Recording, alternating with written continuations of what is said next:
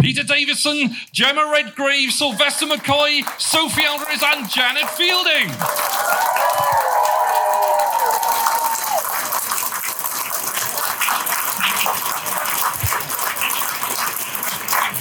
Hello.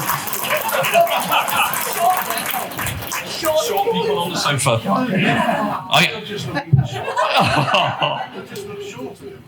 Sylvester, I have to say, I worried. I saw the stools, I worried. I immediately ordered a sofa, just straight away. All right. I'm very Wherever you tall, would like to sit, so I'm sir. going to go on the stool.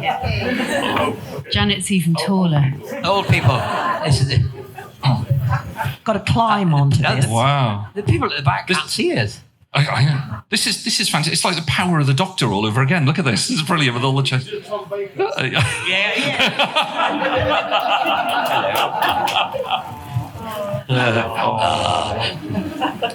not very. How long can we do this? It's not very comfortable. Who's meant to be here? Well, you're all supposed to be. The other person who may have joined was David, who sometimes just joins the panel. So if he comes in, we'll welcome him in as we go along.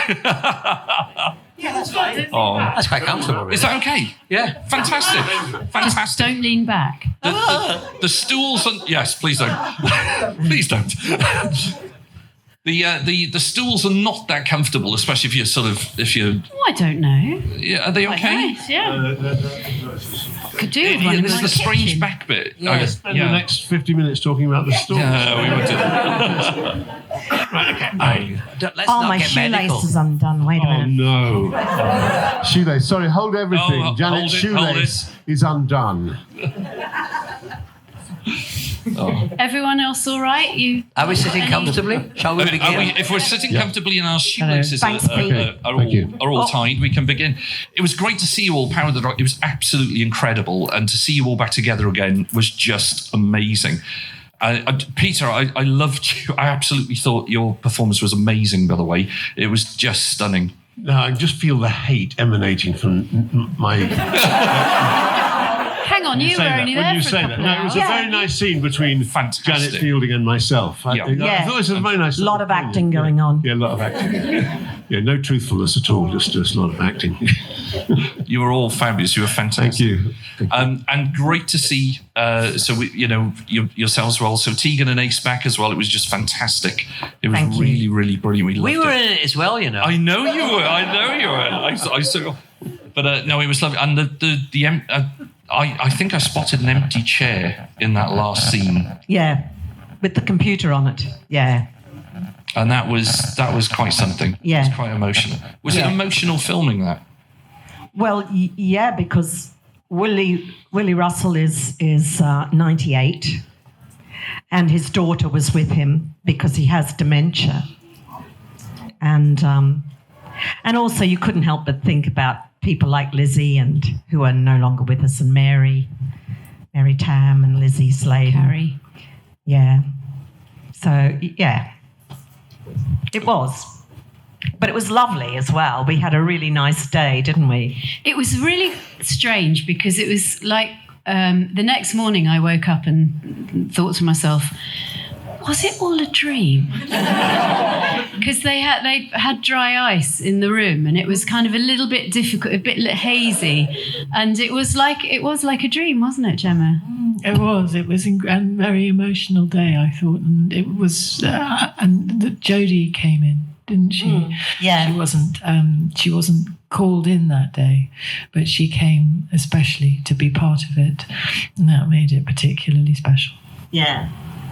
Mind So you, it you wasn't didn't Alcoholic Anonymous, was it? Yeah. Actually, a few of them. when I was We won't talking see to you anymore. about it, you said, "Oh, were you in it?" Yes. Yeah. You didn't even spot me. Oh. Well, no, I spot you all the way through, but I was looking at the others. Well, I think there may have been dry ice on set, but there were no dry ice watching it, were there? It was absolutely fantastic. Oh, nicely done. It was. Thank you. Practicing that all week. No. It really was. It was a fantastic episode, and the ending, of course, blew everybody away. No one was expecting that, so just incredible. I know he's not that special. It's always about him, isn't it? I mean, what?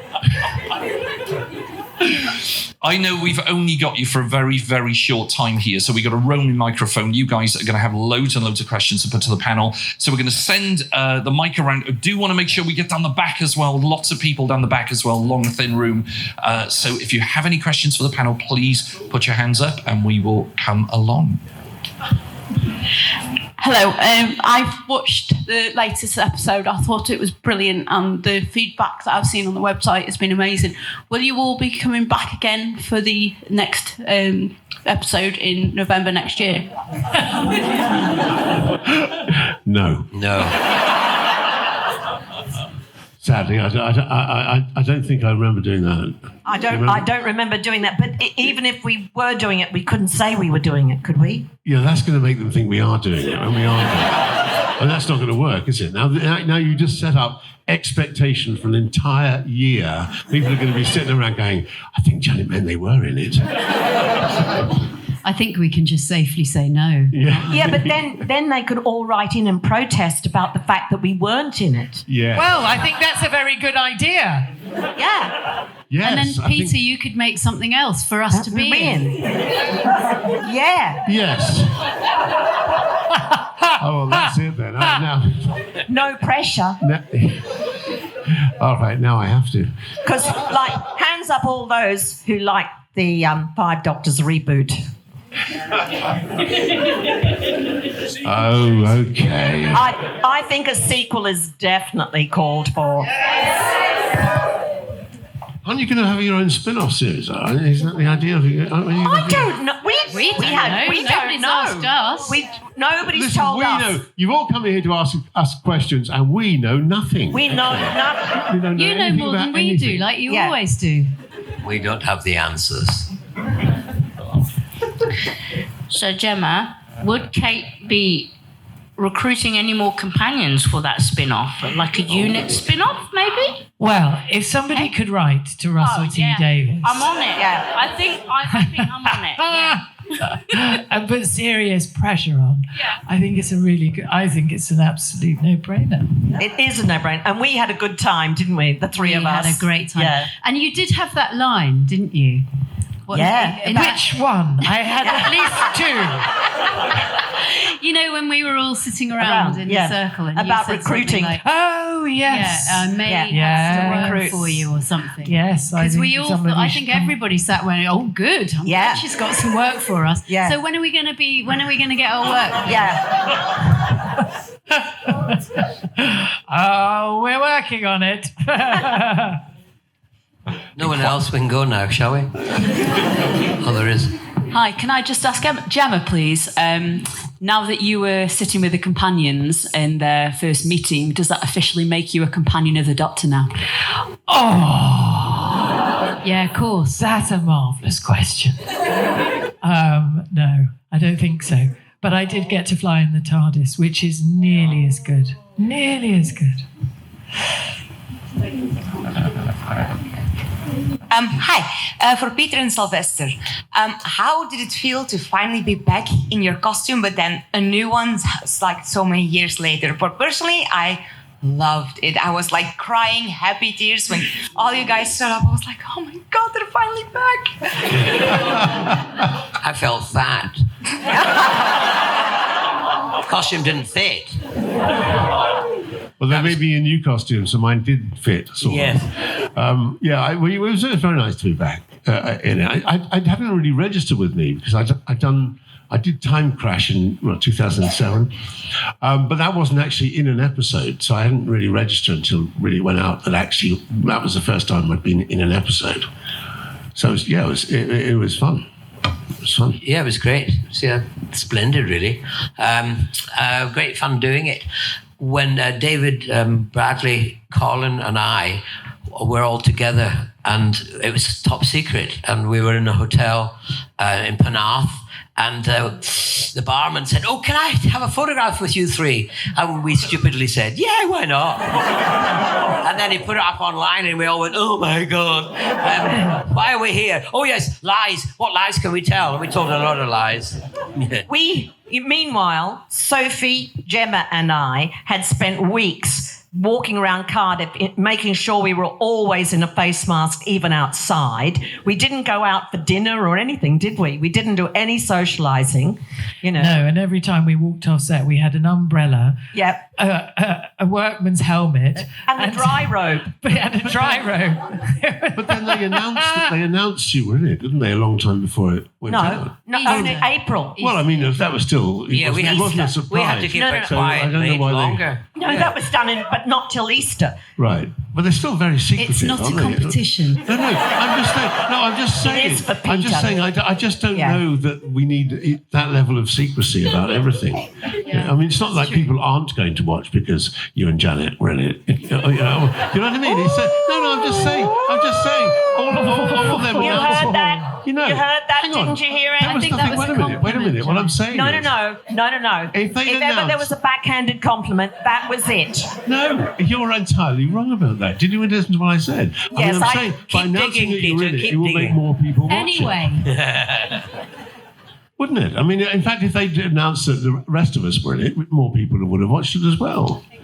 So why Yeah. don't they? It does make the marketing job, I would think, I harder. understand that it's a very nice surprise because it was a secret. But at the same time, if they'd announced that we were all in it, the viewing figures would have been higher, I think. Yeah, That's 3 what I'm more saying. people would have watched. Isn't that the same thing, isn't it? there was a great amount of secrecy about Yes. it. And Janet, well, we looked quite funny because we had these massive dry robes on, you know, that surfers wear coming up right from here to the floor. And then we had these, our masks on. You had your shades on as well, didn't you? And a little hat. She looked like something out of South Park. It was great. Who killed Kenny? Hi, sorry. If your doctors met Kate when they were sort of travelling, do you think they would have taken Kate, and would Kate wanted to travel with either of you as doctors?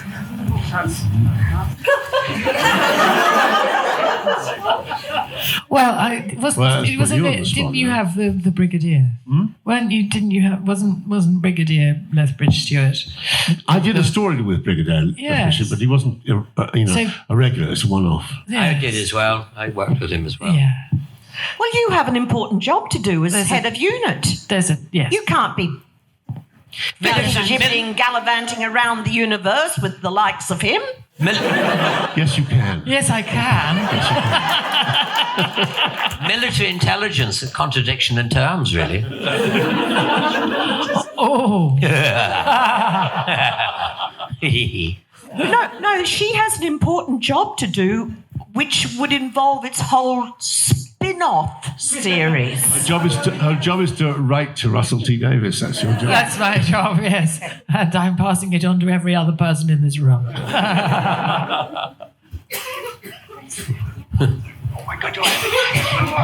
What's your most favourite doctor?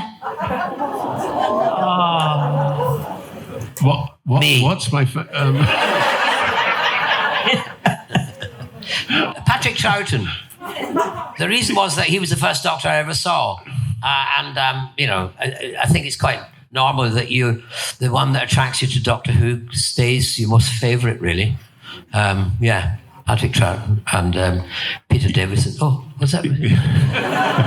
He's not here, is he? Oh, there he is. Oh, well, they are. Oh, hello, Peter. Yes, it's a dodgy question. John. It is. It's horrible, isn't it? Yes. John Pertwee. John Pertwee, because for the same reason that Sylvester says that I'm going to say. No, that's Wurzel Gummidge. No, no, his doctor was my first doctor. And he was the doctor that I came into Doctor Who with, and I loved him. I thought he was wonderful. I'd say Patrick Troughton, but not for the same reason as Sylvester, simply because he was the first regeneration, and if he hadn't got that right, we wouldn't be here. We wouldn't be here. So he did it brilliantly. I'd say Pat Troughton as well. But Pete, can I just ask, who's your favourite companion? Because I know the answer. Who said that?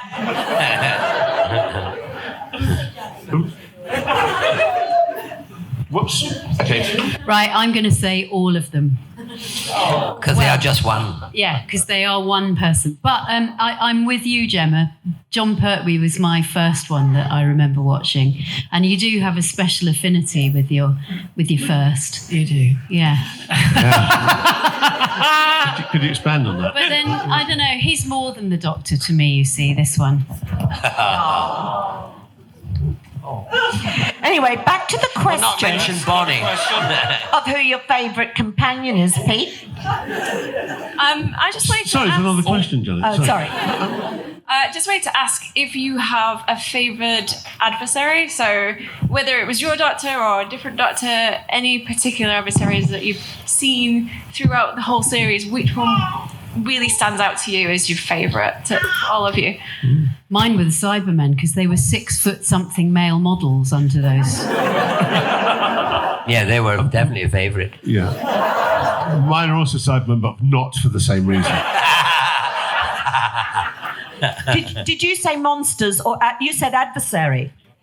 It'd have to be Sacha Dhawan's Doctor, Master. Oh, yeah, he's brilliant. Because it's so unhinged. It's, he could do anything. You get the feeling he really could do anything. And I just think it's brilliant. And in Power of the Doctor, Ra Rasputin,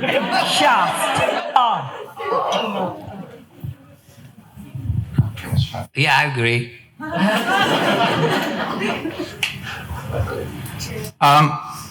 I just wanted to say to Peter that you're my favourite Doctor. And I love you. When are you getting married? Okay. And my question is, obviously when you came into Doctor Who, you were following in the footsteps of Tom Baker before you. Yeah. It's quite a hard job to follow in the footsteps of someone. I was just wondering, how do you do it? How do I do it? Yeah. I just say the words on the page. It's a very moving moment for this because you look vaguely familiar, but I can't really see from that distance who you are. Okay. All right. Yes, thank you. Whatever the question was. Oh, you love me. Okay. Thank you. Odd. Was that not your son? Yeah. Oh, it's my son. Oh, right. Okay. Well, that explains nothing.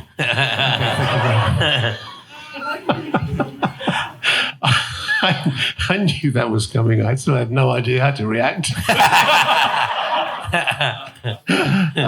Thank you very much, though. Obviously, heartfelt. Okay. Hi, this one's for Peter. Who's your favourite companion? Just see me after.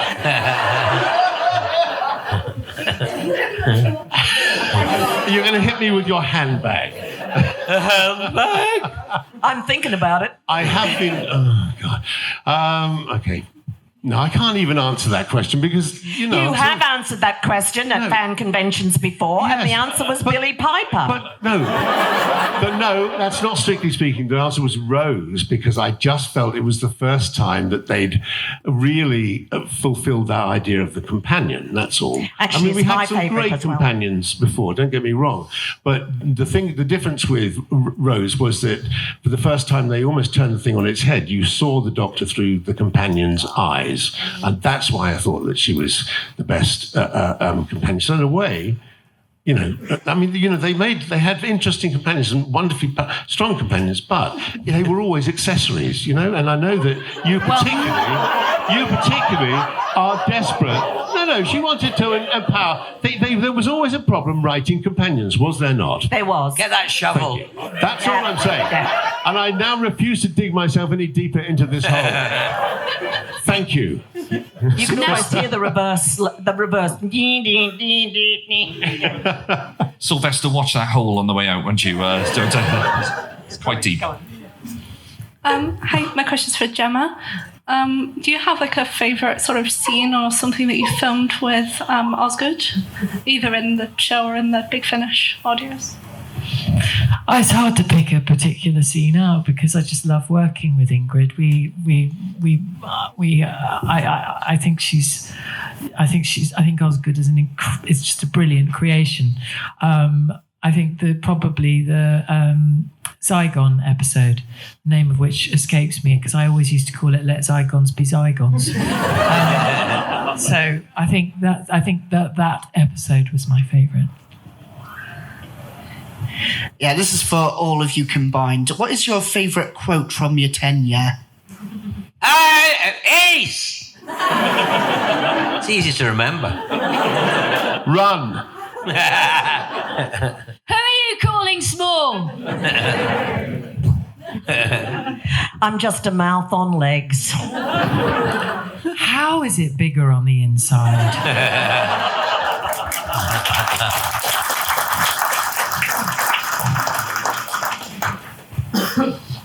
What do you think JNT and Anthony Ainley would have thought of the latest episode? I'm sorry, could you repeat that? I'm sorry. What do you think John Nathan Turner and Anthony Ainley would have thought of the latest episode? Well, Anthony Ainley, I think, would be jealous because I think the present master is just absolutely gobsmackingly amazing. Yeah, absolutely.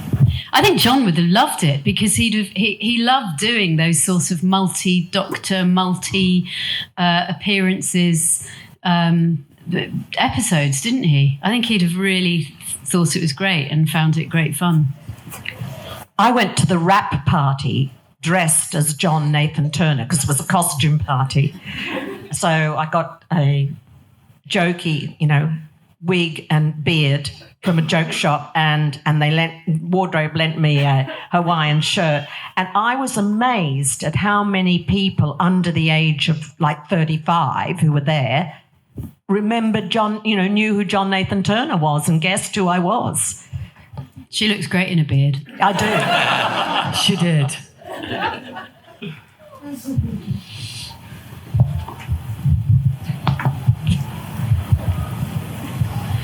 Jemma, what was the best thing for you about working with so many classic doctors? Well, I don't think I have worked with any classic doctors. Sorry to disappoint you, but do you mean from the classic series? I don't think I have. You did a Big Finish with us. Yes. Okay. Big Finish. But I was thinking the